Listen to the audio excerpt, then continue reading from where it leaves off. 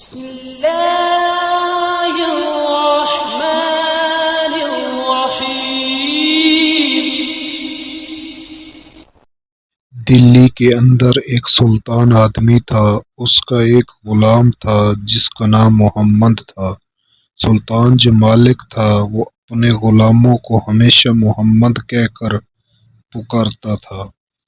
ایک دن اس سلطان نے اپنے غلام کو کسی اور نام سے پکارا، محمد نام نہیں لیا۔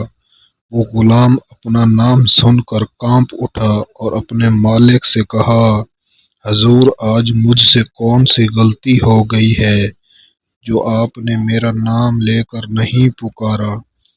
تو سلطان نے کہا، نہیں بھائی، آپ سے کوئی غلطی نہیں ہوئی، دراصل آج میرا وضو نہیں تھا، اس لیے میں نے بغیر وضو کے اس پاک ذات کے نام کو کیسے کہہ دیتا، کیونکہ بغیر وضو کے میں اس پاک ذات کا نام کیسے لوں؟